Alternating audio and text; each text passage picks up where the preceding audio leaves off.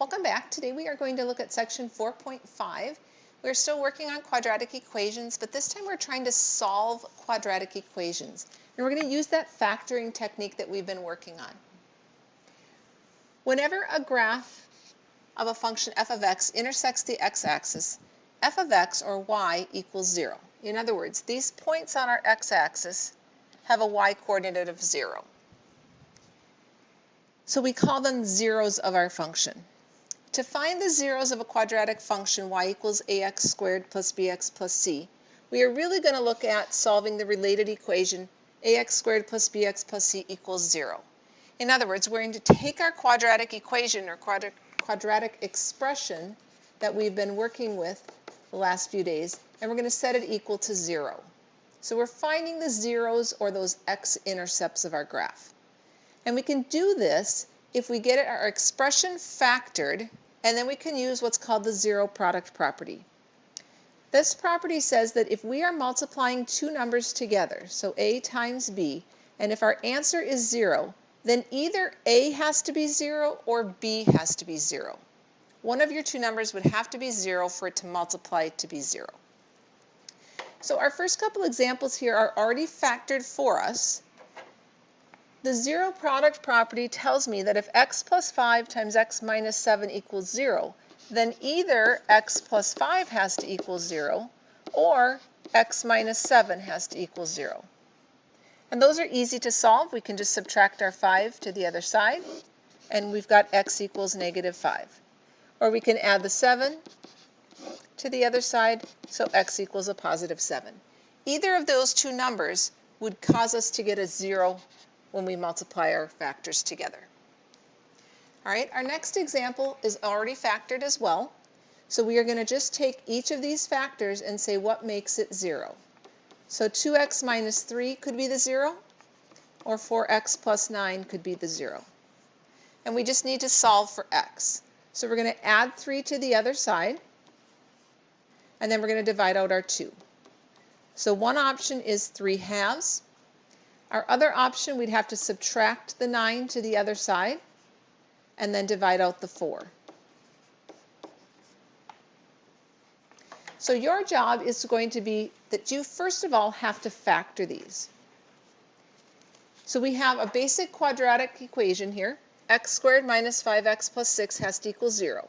So let's look at how we would factor the left side of this. Our x squared we broke up into x times x. Then we looked at numbers that multiplied to be 6. So we have 1 and 6, or both negative, 2 and 3, or both negative. And we want a number, or a pair of numbers, that's going to add up to negative 5. So we would want to choose this negative 2 and negative 3. And now we have it factored. It's equal to 0 on the other side. So we can say what makes each of these little factors equal to 0. I'm going to add the 2 to the other side, so one of my answers is a positive 2, and adding the 3 to the other side, my other answer would be a positive 3. Our next example here, we have x squared minus 100 equals 0. This is one of those difference of two squares that we looked at yesterday. So this would factor into x and x. To get the negative 100 but no middle term, we would need a negative 10 and a positive 10. Since it's still equal to 0, we can set each of our little factors equal to 0. And then solve for x. So here we'd have to add 10 to the other side, and here we'd have to subtract it. So my solution is that x could be 10 or negative 10.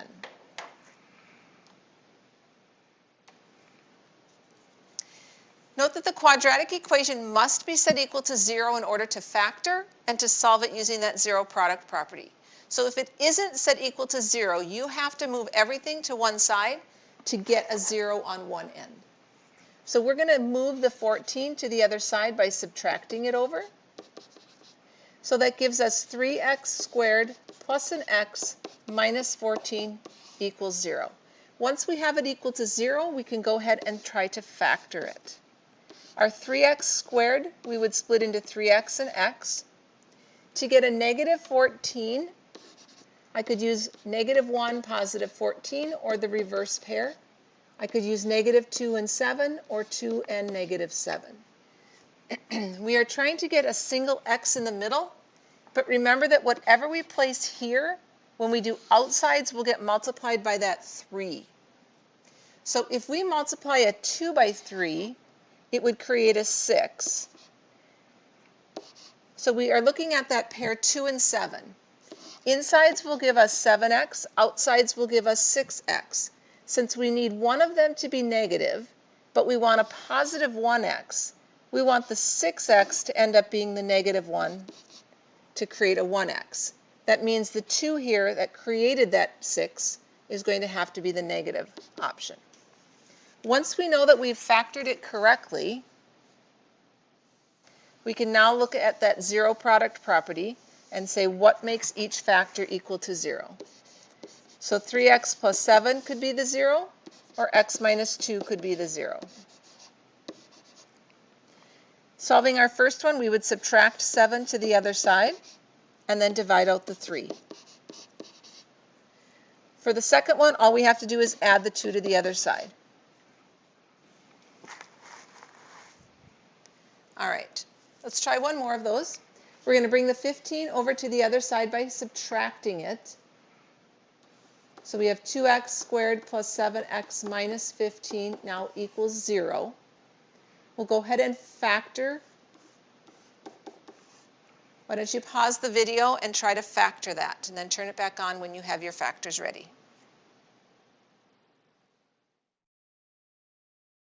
All right, let's check.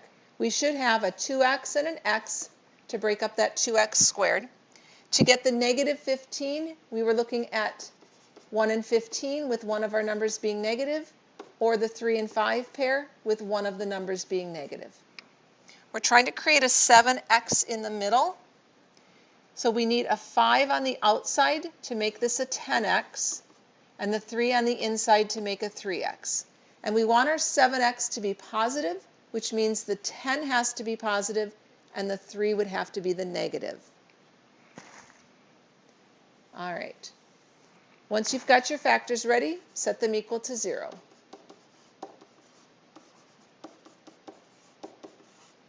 The first one here, we're going to add the 3 to the other side and divide out the 2. Last one here, all we have to do is add the 5 over. All right. For our next example, we have several terms that we have to move over. Let's add the x squared over. We're going to subtract the 8x to the other side to get rid of it. And then we have to add the 9 to the other side. So now everything on the right side has canceled out, and I have it equal to 0. On the left side, I have a 3x squared plus an x squared, so I have 4 of them.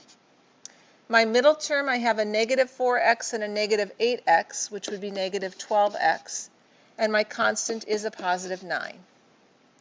Now, this is a pattern that we can factor out. We could split up our 4x squared into 2x and 2x, or 4x and 1x. To get a +9, we can use 1 and 9, 3 and 3, or both negatives. And we're trying to create a -12x in the middle. So if we used 2x and 2x, and then the 3 combination, to make a +9 but a -12, they would both need to be negative. This is what we call a perfect square trinomial because it gave us 2 factors that were identical. So we really only need to solve this once. 2x minus 3 would be 0. If we add the 3 over and divide out the 2, we would get x has to be a 3/2. All right, our last one of these, we do have a GCF on this one. We could factor an x out of both pieces. That would leave me an x minus 4 as my other factor. And now that's as factored as it can go, so we're going to set each of these pieces equal to 0.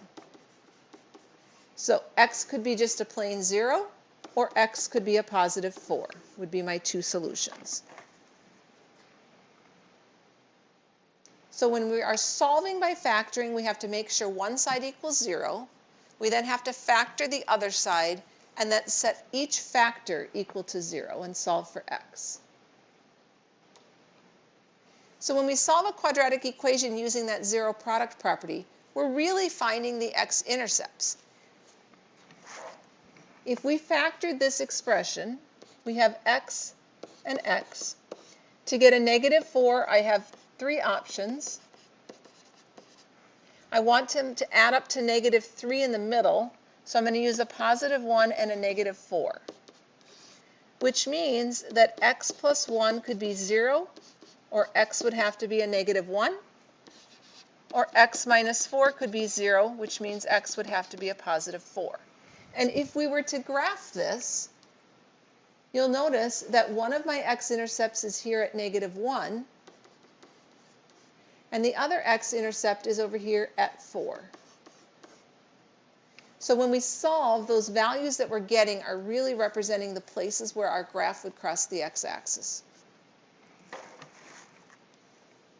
All right, we're going to look at one word problem. It says the function y equals -0.03x squared plus 1.6x models the path of a kicked soccer ball. The height is y, the distance it travels is x, and the units are being measured in meters. So if we think about this, there is no constant, which means our starting height is 0, and that makes sense. We're kicking a soccer ball, it's on the ground. Our a value is negative, so that means we have an upside down parabola. And if it's not caught, eventually that ball is going to land on the ground again. So this is the distance it travels, and this is the height that it reaches. So the first thing says, how far does the soccer ball travel? Well, the total distance it travels, we're looking at our y-coordinate being 0 again. We're back on the ground. So we could solve this equation by substituting a 0 for y.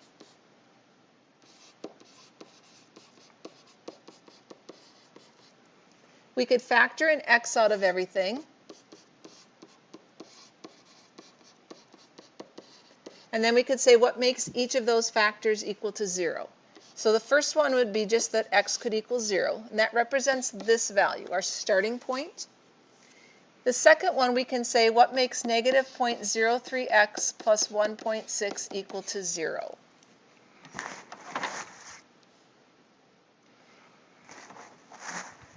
We would have to subtract the 1.6, and then we'd have to divide out the -0.03.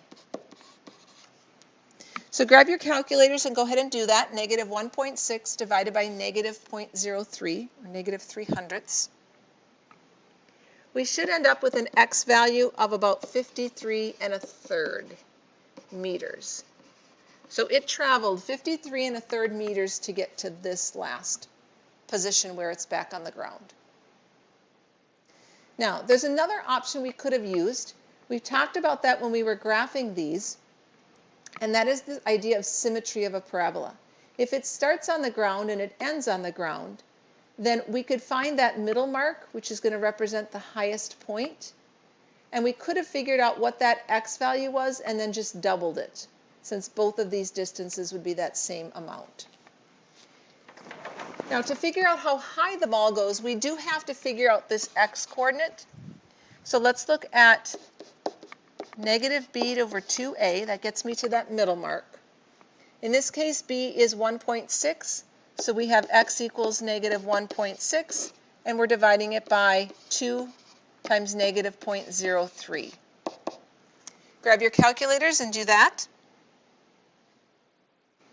We should end up with 26.67. Again, if we were to double that, we would get to our 53 1/3 that we had here. Now, to figure out the height, I didn't leave myself enough room here. To figure out the height, we need to plug that x-coordinate in.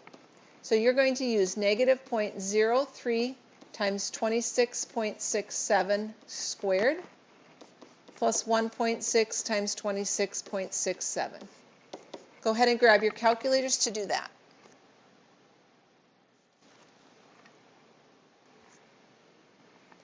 All right, you should have ended up with about 21.3 meters. So it travels a total of about 53 1/3 meters horizontally, and the height it reaches is 21.3 meters. Then it says to describe a reasonable domain and range for this function. So based on our x coordinates, we started with an x value of 0, meaning it didn't travel at all at its starting point. And it traveled a total of 53 1/3 meters. So that is our domain. Our range is the y values, and the highest y value that we got was 21.3. And at the start and at the end, our height is 0. It's on the ground. All right, you are going to practice this with a Delta Math assignment.